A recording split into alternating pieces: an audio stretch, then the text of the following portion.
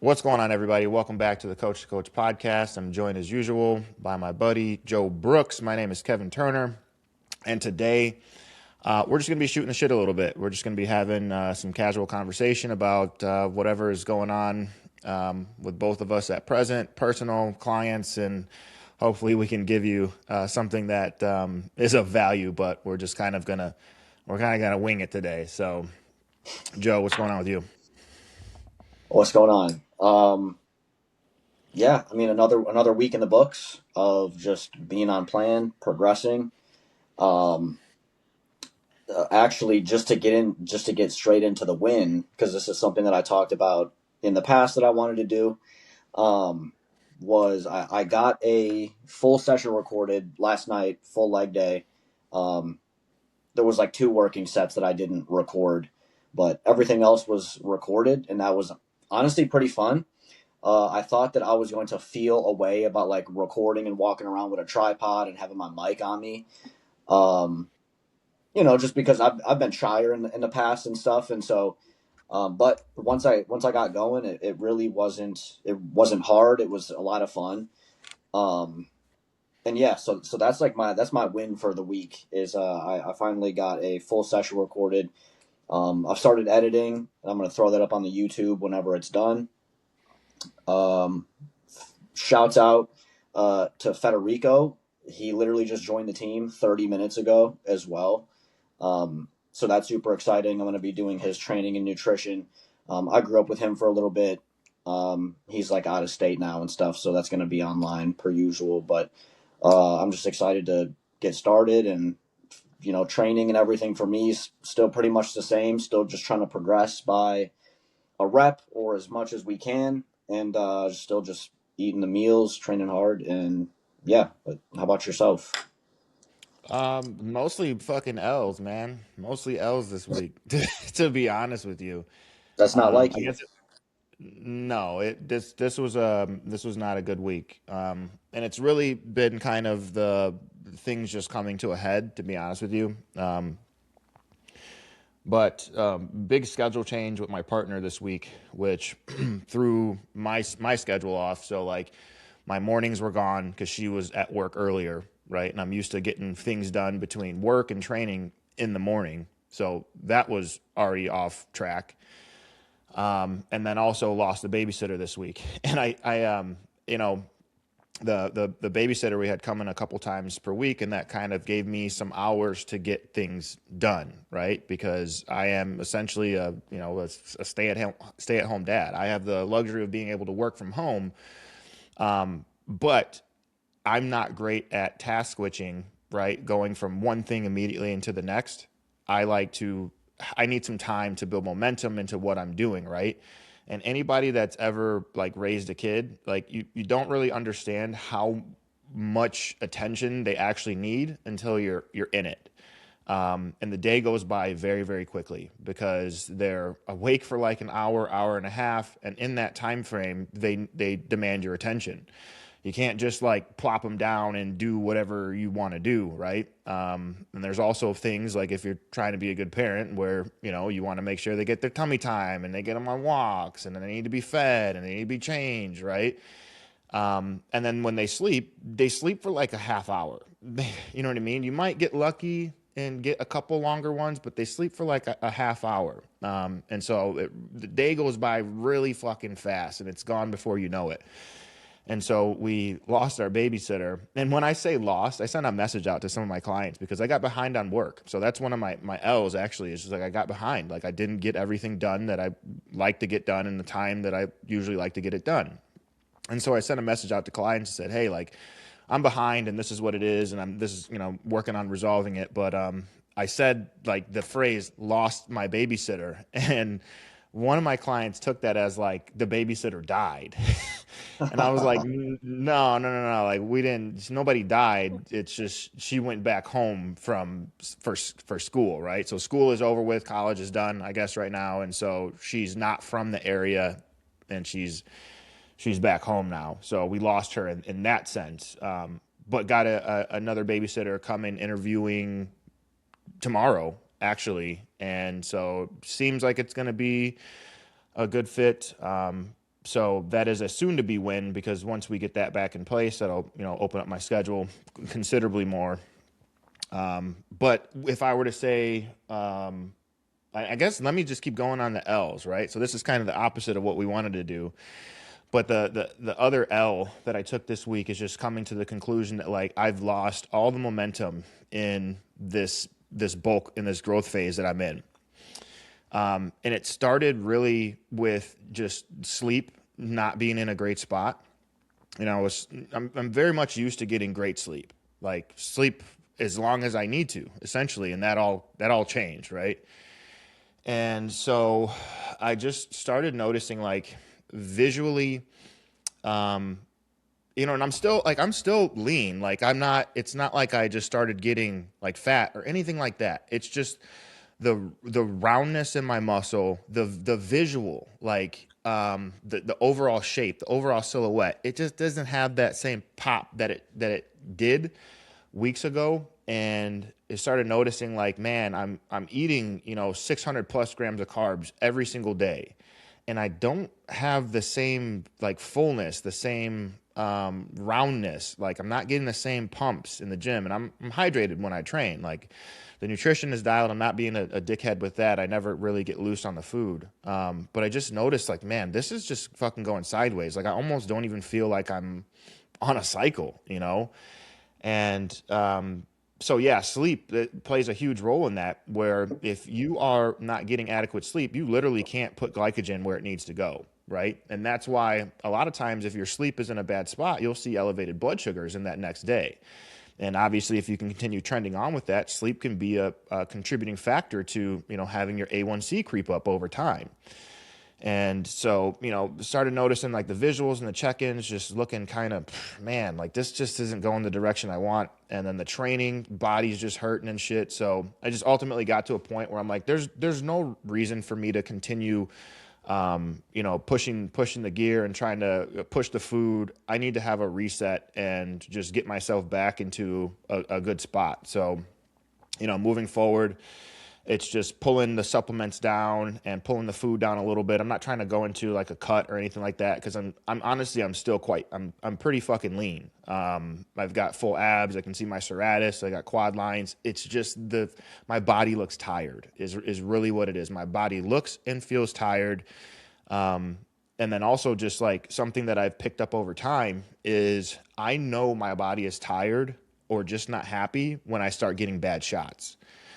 And I've got 4 of them on my body right now that are lumped up. The gear that I've been using that wasn't lumping me up is now lumping me up. So it's a little bit of bro science. I don't exactly know what it is. I'm sure if I pulled labs, I might see like my C-reactive protein is a little bit elevated. But I know when I start getting consecutive bad shots where they are sore, swollen, and lumped up, it's time to pull the plug, right? So I'm just going to pull things back, have a reset. I've already put steps in place to make sure that sleep is at a good spot. So now I'm consistently getting 7 hours of sleep, which is not a huge step up from where it was at, but it's something better. And I already feel the benefits of that for sure. But I just need more time. I just need more time to reset, and then I'll go ahead and, continue trying to push my body weight up, assuming that my body composition stays in a good spot. And I'm like 240 right now, so just kind of bouncing between 238, 240. Not really intending on trying to peel my body weight down to get leaner because I don't need to. Like I'm pretty fucking lean. But aside from that, a win would be keeping my caffeine intake in a good spot. So I've got the Ghost, the 7-Up flavor, and honestly, it tastes just Mid. like 7-Up. Have you had that one? Yeah, it tastes like 7 Up, but I think people are gassing it like it's the next best flavor. I'm seeing No, 10 out of 10, 20 out of 10. It's like a 7 out of 10 it, for me. it's it's 7-Up, dude. Like it's 7-Up with Yeah. caffeine. But yeah, keeping my caffeine consumption in a good spot. I've had a couple days that were maybe 300 milligrams where I had like a Ghost and I'll do like a like half caffeine, half full strength coffee, half decaf. But at large, the caffeine has been 200 milligrams or less. And have been trying to keep that like earlier in the day. And so, because that got wildly out of hand wildly out of hand as the result of the sleep being in a bad spot and just being like, I need to function. Like I have shit I have to do, and caffeine is the deal with the devil that gets you what you want right now. But at some point, you're gonna come and pay that piper. So, that's kind of where I'm at right now. Lot of L's, but just doing what I need to do to try to get things back in track and keep moving forward. So, yeah, Yeah. Hopefully things go well with the new babysitter. Things can start getting back up to speed. yeah, yeah. So outside of that, we were talking a little bit before we started recording, and you said maybe you had some hydration stuff with client. This, and honestly, like, what is it? Is it just like you having a hard time getting people to fucking just stay hydrated, or like Well, what are you talking this has about? been, it's been something for me that I've had to pay more attention to as well. Because I feel it in the gym when I'm not hydrated, and I can know, like, as soon as I start, it's like, yeah, I definitely didn't have enough water in me today. But when we hear just like, oh, you need to stay hydrated, like, it doesn't really speak to like how deep the hydration thing can go and how much of an effect it can have on literally everything. But one of my clients, he works for Amazon, and he's like running packages literally all day, and I can see his total step count for the day, and it's at like 30,000, 40,000, on most days. It's crazy. And um and so I was really trying. I told him, I was like, the water intake needs to be like, he just wasn't hitting a gallon, and I was like, it needs to be minimum at least at a gallon. But the how deep the hydration stuff goes, I don't think like gets talked about a ton. Um, its effects on performance, its effects on even visuals, its effects on pumps, of course, like blood flow, like literally everything. Um, and so that was kind of just, yeah, a big focal point, I guess, this week for both some of my clients and me. Um, so I yeah, I I mean, yeah, go ahead. I think people just don't treat it with the respect that it's due because they don't really understand like how impactful it is. It's the same thing with sleep.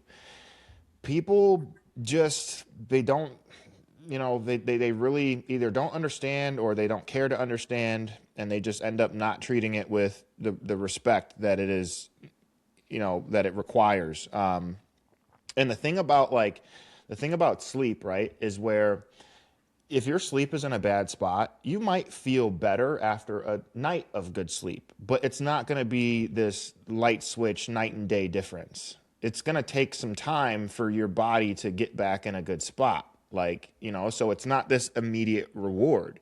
It is, in a sense, a delayed gratification, right? So it's not like, oh, I did better with sleep today and, I feel incredible the next day. Like sometimes you get that, but it's not usually that cut and dry. You're going to have to, change your lifestyle and change your habits. Hydration, on the other hand, that is something that can be very impactful from day to day. Now, whether you are a person that is in tune enough with your body to pick up on that stuff is an entirely different scenario, because some people, they just get into the gym and they are just looking at, I have to check these things, I have to do these things, and they're just kind of going through the motions, right? And so maybe they're not even like understanding what the muscle feels like contracting on one day when they're hydrated versus the next. They're not really thinking about, oh, the pump is great this day, the pump is not great that the next day. They're not even tracking their weight to understand, like, hey, something has kind of gotten off path here. Like, I'm not feeling the same. The weight's not moving the same. And with hydration, it's as little as like 1%. If you are 1% dehydrated, right? And that's not to say that your urine's going to be brown, right? No, Right. we're talking about 1% of dehydration. That is going to have a notable impact on your performance. And if you get even deeper than that, it's going to have a significant impact on your strength and performance. So it makes a lot of sense to make sure that you are keeping your water at a good baseline. And it's hard to pin down an exact number for like what you should be intaking, because it could be relative to not only your size as a human being, but also to your activity levels, right? Like this guy that you're talking about, your client that's walking 30, 40,000 steps a day, that is an incredible amount of output, not even considering what he does in the gym. And so somebody like that is going to absolutely have a much higher water demand than somebody that's walking 10,000 steps a day. And that's even aside from you thinking, okay, well, I'm walking. What are steps, right? I'm not sweating while I'm doing this. Just because you're not sweating, excuse me, doesn't mean that you're not losing fluid. You don't have to sweat to lose fluid.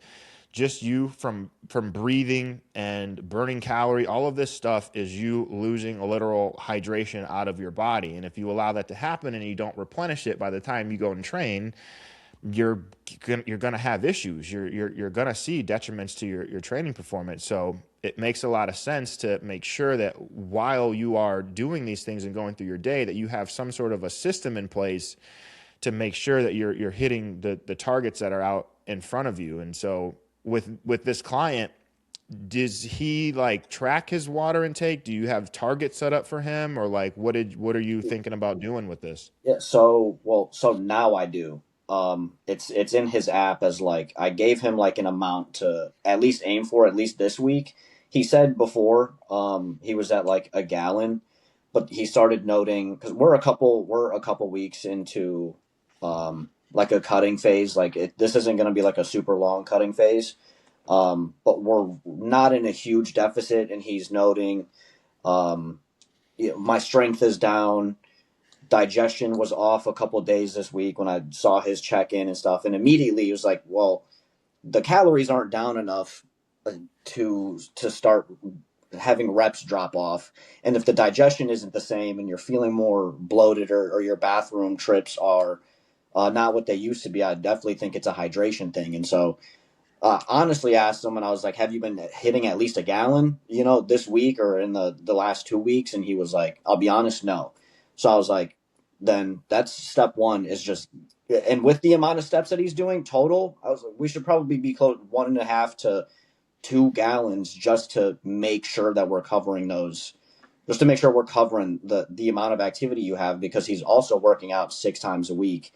So it's a lot of overall activity that he's partaking in. So now I just did his check in yesterday. He's got at least 1.5 gallons of water per day.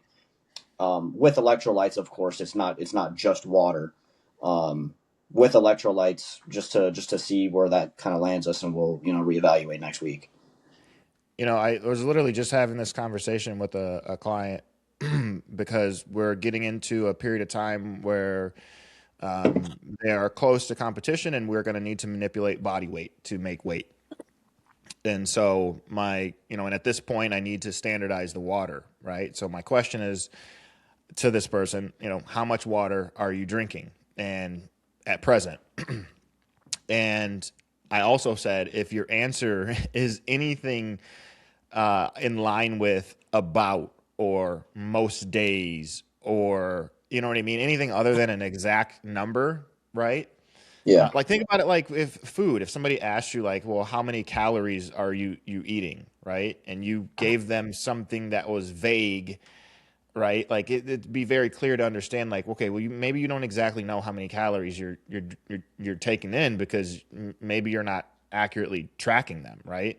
So the same thing with water. When I get those sort of responses back, it's like, okay, let's go ahead, let's put this target into place, and let's make sure that you are at minimum getting in this water, right? So in this case with this client, it was 2.5 liters to 3 liters. We don't need more than that right now, but 2.5 to 3 liters. And without fail, we need to make sure that you get in the 2.5 liters, because if you don't, it's going to negatively impact our ability to manipulate your body weight coming into competition, right? And so I think like with the hydration thing, a lot of people just don't have strategies in place to make sure that they are consistently hitting these water targets. They just kind of like haphazardly drink water throughout the day, and whatever it ends up being is what it ends up being, right?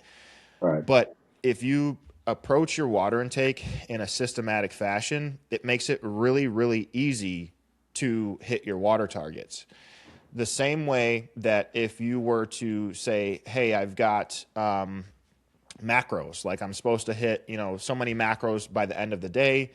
If you were to just haphazardly go through the day, just consuming macros at random, maybe you hit those macros on the head by the end of the day. Or maybe you find yourself in a situation at which you've blown out, your carbohydrates, you've blown out your fats, and now you're left with, well, fuck, I just gotta eat some cans of tuna or drink a bunch of whey, right? And who really wants to do that? Maybe you do that, maybe you just say fuck it, that's just what my macros were out today, right? But not having a system puts you in that position, right? And so with water, that position is end of the day, haven't had adequate water, so now what do I got to do? I got to chug a bunch of water before I go to bed and then potentially fuck up my sleep. You know what I mean? Because that's also a trade-off. It's like, oh, I'm half a gallon down. It's 8 o'clock. I drink half a gallon of water right now and wake up 3 or 4 times a night to piss. It's a trade-off, right? So the same thing like with macros, where okay, instead of having some haphazard plan, let's go ahead and say we're going to divide your total macros by the amount of meals you're eating, right? So we know that, for instance, if you're eating 4 meals, it's like, and you're getting 200 grams of protein in a day. Okay, well, we know that you need to consume 50 grams of protein, 50, 50, 50, 50, 50, right? In order to hit 200 grams of protein. And if you eat 50 grams of protein 4 times in a day, you're going to hit 200 grams of protein. It's super fucking simple. It's a simple system. So that same thing needs to be in place for water, right? So you might have something as simple as this. Most shaker cups, right? They've got little measurements on the side. This is 20 ounces, right? So from that point, it's super simple math. If your goal is 100 ounces in a day, right? You need to understand how many of these motherfuckers you need to drink to get that 100 ounces, and then put a plan into motion to spread that out throughout the course of the day. And I think that's where a lot of people fall off. They just haphazardly drink. They don't have any sort of plan in motion like that, or any sort of system to create a repeatable result. So do you have anything? I know you said that you gave him a target in total, but have you considered having anything like that to say like, hey, make sure you have a dedicated water vessel, and that you would need to understand how many of these water vessels, how many full of these containers that you need to drink by the day's end to hit your target? Yeah, he has a gallon sized water that he carries with him. So just fill it up, or finish the first one, fill it up a second time, and get as close to finishing the second one as you can. That'll be 2 gallons in a day. But I actually think that I might start just like how you just said, like with his meals, like when you eat, get this much water in, or in between meals, get this much water in. So it's not like all Break it at down one even time. further.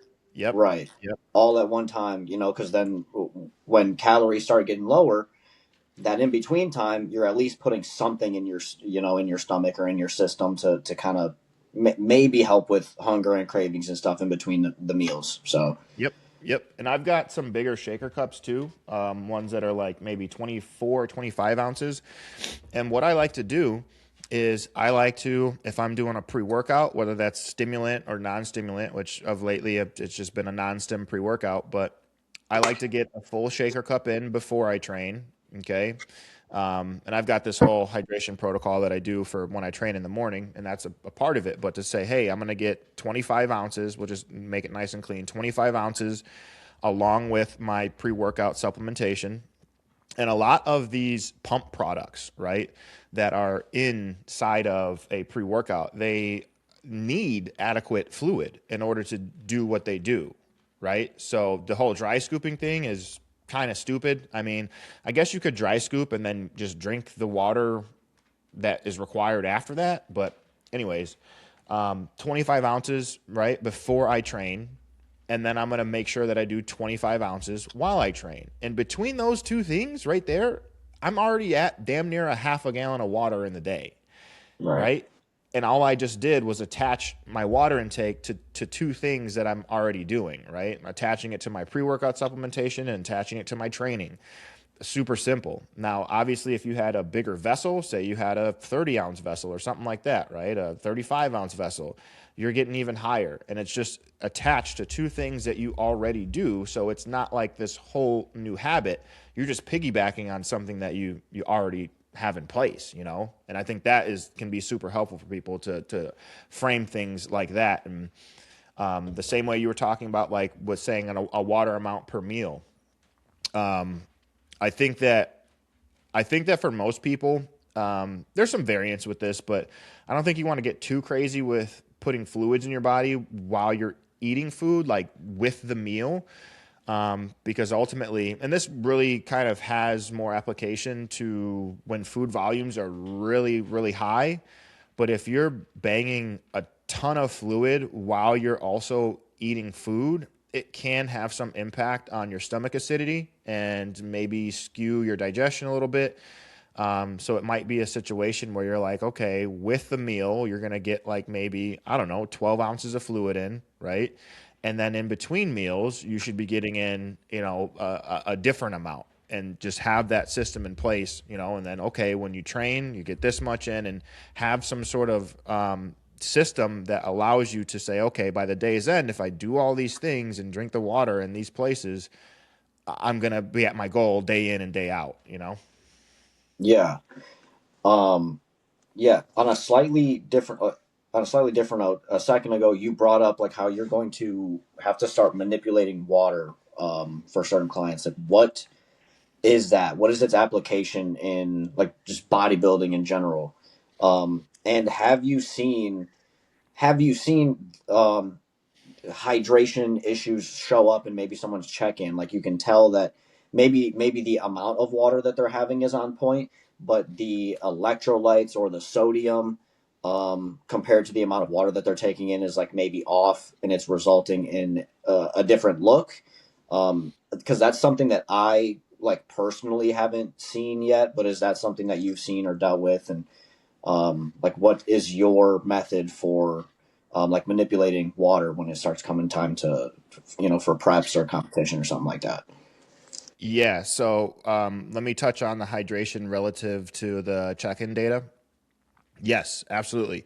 You look at most of my clients, they weigh in every single day. Okay.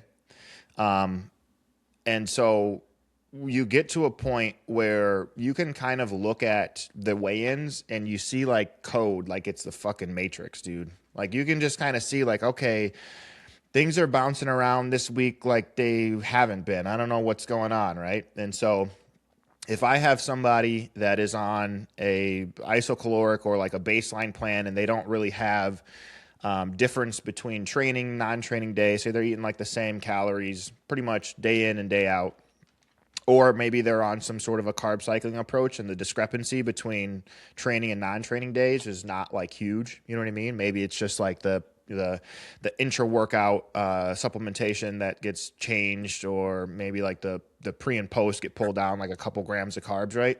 There shouldn't really be like a big body weight change from day to day, right? And they're reporting to me that nutrition is, complied with and they're following the plan. And I see just funky shit going on with their weights, like, big swings. I'm going to say, hey, what's going on with the hydration? I pretty much already know at that point because that everything else is where it should be at. Why is your body weight skewing so much from day to day? Some fluctuations totally normal. You're never going to be the exact same weight, but like I said, at some point you look at enough check-ins and enough data, you can kind of see like this is weird, and it usually is going to line up to like a weekend. Usually it's Okay. going to line up like body weight does some weird shit around the weekends. And so just a super simple equation is essentially that the more water that you drink, the less water your body will retain. Okay. And this is all kind of based on an antidiuretic hormone called aldosterone. And basically, when you drink a bunch of water, your body modulates this hormone and allows you to flush out more water. You can just read it like this. We'll kind of dumb it down and say your body knows when it's getting an excess of water, and it's going to manipulate itself to say, hey, we don't need to hold water. We've got an abundance of water, and it just lets it go. Okay.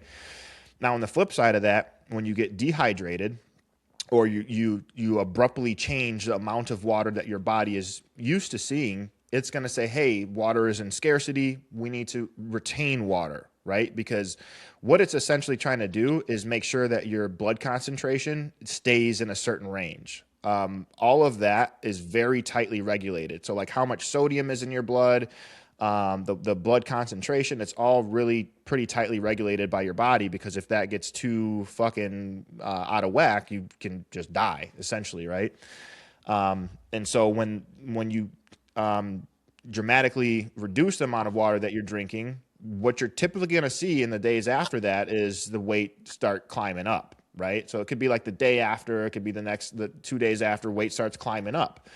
And it just like seems to like not make a whole lot of sense. So yeah, you can absolutely see that in clients' check-ins, but usually it's not happening if we're talking about like a couple ounces, right? It's like if your water is half of what it usually is, right? Then you can see that kind of body weight change. And if you catch it on the right day that lines up with check-ins, you can absolutely see a change in visuals that's not congruent with what you have been seeing. Now, if you have somebody that's, again, like carb cycling on bigger swings, where the high day or the training day is considerably higher, it's a little bit harder to read, because you are with that, the body weight, the weigh-ins can tend to be a little bit different. Did I answer your question there? Yeah. Yeah. Okay. Um, And then as far as the manipulations to make weight, so this is a powerlifting client, okay? So it's not bodybuilding. But some of this, I guess, would still apply to bodybuilding. But what was the question? Like, what are we doing in order to make this happen? yeah, exactly. Okay. So basically what it is that somewhere around 2 weeks out from weigh-ins, we're going to want to start standardizing water intake. And so I need to say, hey, I just need you to drink the same amount of water every day, basically, right? So if they report to me and they say, hey, I'm currently drinking 80 ounces of water, I'm going to say, okay, make sure your water stays at 80 ounces of water a day. Like, and I need you to uphold that. I need you to keep that in place. It's not like it's not like most days. It's like, no, every fucking day I drink 80 ounces of water, right? So we put into place a stable baseline. And then somewhere around, say, 5 to 7 days out, and it just kind of depends on the person and how much water they have to lose. And if we've done this before and I know kind of how they respond, water intake is going to be typically like 2x. It might be 2.5x. So a considerable amount of water is going to be increased, okay?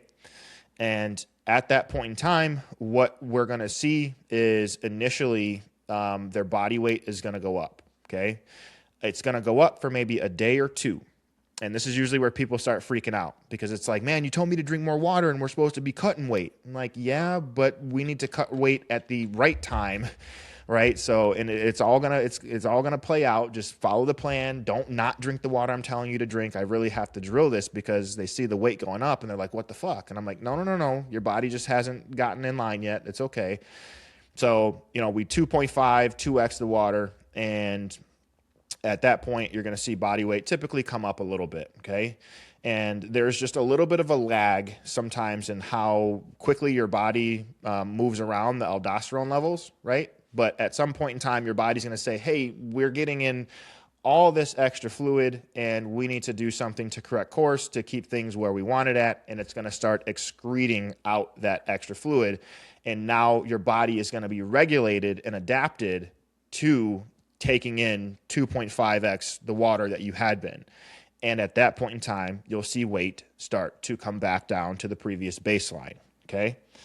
And then somewhere around 72 hours out, what I might do, and this just depends on how much weight they have to lose, but somewhere around, say, 72 hours out, could be as close as 48 hours out, carbohydrates will start to come down as well. And, again, the degree to which they come down kind of depends on how much weight you need to lose. But let's just say we just pull carbs out. We just pull carbs clean out. It's just protein, veg, essentially, okay? So now you've got a high rate of diuresis because you have so much water coming in. Your body's just flushing it. You have no real glycogen coming in to kind of retain any of that water, right? So you're losing some muscle glycogen. You're losing the water that comes with that muscle glycogen. And then from that point, around 24 hours out, you essentially will drop the hammer and you'll cut water down. And how much you cut water down, I wish I could give you specifics, but how much you cut water down depends on where their body weight is at that point in time, how much they have to lose to get into the weight cap. And so, but you would cut water, and cut water could mean that you could maybe be doing as high as 60 ounces, like a half gallon, or it could be like, hey man, you're just going to be drinking like, I don't know, 6 ounces of fluid with each meal today, like 4 to 6 ounces of fluid with each meal. And so what happens when you do that at about 24 hours out is that there is going to be a lag with that aldosterone modulation. So your body, for a little bit of a period of time, is going to still think, even though you've cut your water, it's going to still think, I'm getting in 2.5x. I need to flush at the rate of 2.5x, right? And so you will then at that point see your body weight just start coming down rapidly.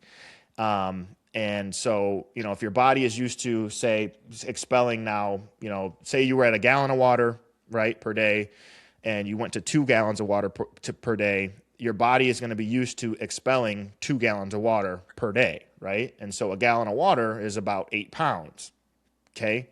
So if you are no longer putting in those 2 gallons of water, right, your body can potentially piss out that 16 pounds of water in a day, right? And then there's no carbohydrates to retain this. Maybe we play with sodium, so there's no sodium to retain this. And so you find yourself in a situation where, you have expelled a large amount of fluid out of your body, and you get into your weight cap. You step on the scale, you weigh in, you make weight, great. And from that point, it's really a matter of you 100% have to get your body weight back up to where it was at before you started fucking around with things before you perform. And this is pertaining to powerlifting. If you started at 220 and you cut down to, say, 198, right? You need to get your body weight back up to 220 or better before you step on that fucking platform, because anything under that 220 mark means you are still dehydrated. You still have not put back in what you took out, right? And so this is where a lot of people go sideways with it is, they want to weigh in. I made weight, right? And now they want to go celebrate. They want to go celebrate and have a meal out or whatever. And that is the worst time to do that, because from that point, we need to not only refill hydration, right? So we need to make sure you get your body weight back up to where it was at, but we also need to fill out glycogen because we spent a couple days without putting carbs in the tank. So if you, at that point after you weigh in, go and eat something that just sits in your fucking stomach and you're not able to get all the food in that I need you to get in, you're putting yourself in a bad spot. But if you follow the plan and you get your body weight back up into the spot that it was at before you started messing around with it, you are going to have manipulated your body weight to a great degree, and you're going to step on that platform right back in the same spot you were before you started fucking around with it. So that is, in a nutshell, how you manipulate body weight. And so that's something that I'm pretty damn good at. And as long as the client follows a plan, I can kind of, I can hit whatever target we have set up that's relatively reasonable. So I would say, anything, say 15, 20 pounds, anything under 20 pounds is like, especially for like a larger male or something like that, a 20-pound swing. It sounds like a lot, but that's something that you can do pretty reasonably. And a sauna or something like that, you really wouldn't need to touch that unless things kind of went sideways for whatever reason. And usually that's down to somebody not really following the plan, right? But you would want to try to stay away from sauna or like getting on the getting in like in a sweatsuit or and doing cardio, because those things are you trying to do something to actively lose water, right? So that is you expending energy that comes at a cost, right? Where you having to use some sort of physical nature, some sort of stress on your body to get this water off. And doing that at a point in time where you really want to be resting and recovering is not the best setup. So that's kind of a fail safe that I would use only when you absolutely need to. And you mentioned like manipulating sodium, and this is something I've heard Nick Walker talk about too. So I'd be interested to hear, like, on the bodybuilding side, how kind of how you just spoke about, how that was more towards making weight for like a powerlifting meet. What's the application with like messing with hydration and even like electrolyte balance and sodium? Like how would that look, I guess, on that side of things? It wouldn't, not for me, because when you're talking about manipulating, so look, when I'm playing with electrolytes for a powerlifting athlete, I don't have a look to worry about. I Right. don't have any sort of a look to worry about. I just need water to move out of the body and get put back in. So when, say I pull sodium down on a powerlifting client, when we start rehydrating and refeeding, right, after the weigh-ins, yeah, we're going to hit some sodium bombs. I want you to fucking retain some water. Hmm. And I don't care necessarily where it's at. It could be subcutaneous. It could be in the muscle. Like I need you to get this hydration back in your body, right? When you're talking about bodybuilding and you start playing with electrolytes and you don't really know what you're doing and you don't know the downstream effect that it's going to have onto your visual appearance and where that water is going to sit when you start trying to put it back in, you're playing with fire. So in that case for bodybuilding, the side that I err on 9 times out of 10 is we just want to keep electrolytes consistent. We want to standardize them in the same way that we standardize the fluid for the power lifter, but we just want to keep them there. We know how much sodium we're taking in. We know about how much potassium. We just keep those things right the fuck where they're at. We don't play with them, because if you play with them and you don't know how to correct course, right? And even if you do know how to correct course, sometimes there's just so many variables moving around that it doesn't go your way. And so it's easier to say, hey, we're just going to standardize this, hold this right where it's at, and we're going to move other pieces of the puzzle around. Gotcha. So would there ever be like, would you ever give strict numbers for sodium intake or potassium intake to clients? I could, and it could be not as strict as you might think it would be, but it would all be based on. It would start with the question that I asked my client about water. How much water are you drinking at present, right? And so it would be the same thing if I were talking about sodium. I would say, what seasonings are you using? How much of them are you using? Are you salting your meals? You would ask questions like that to gain some sort of an understanding as to what sort of sodium is in the diet, right? And then you can run the numbers and you can see what sort of sodium they're getting directly from the food, because food itself is going to have sodium, right? Right. And then you can gain an understanding through how much added sodium is being used on top of that through the sauces and seasonings. And then you can say, okay, I understand about where the baseline is at. We're going to keep that in place, right? So it could be as simple as that, which is not super specific. It could be like, okay, hey, if they just have no fucking idea, right? It could be like, all right, well, I want you to put, 4 cracks of sea salt on each of your meals, right? And that's Gotcha. not super accurate. Is a crack each time the same? No, but it's some sort of a way to more or less standardize things. And that is what you would really want to have in place, is some sort of system that allows you to standardize and say, hey, we're getting about the same shit every day, right? So we know we're not fucking around with it. Gotcha. Yeah. Yeah, that was all of that was super insightful. Honestly, I learned a ton. So that was pretty much all I had for hydration and my questions to you and stuff. So was there anything else that you wanted to touch on? No, I mean, I think we got a couple things in there, so we're at the 47-minute mark. That fucking flew by as usual. Yeah, for real. So maybe we'll just wrap it up there, huh? Yeah, it sounds good to me. Let us know what your win was in the comments after you share, like, subscribe, all that fun stuff, and we'll catch you guys on the next one. See you guys. See ya. Sweet.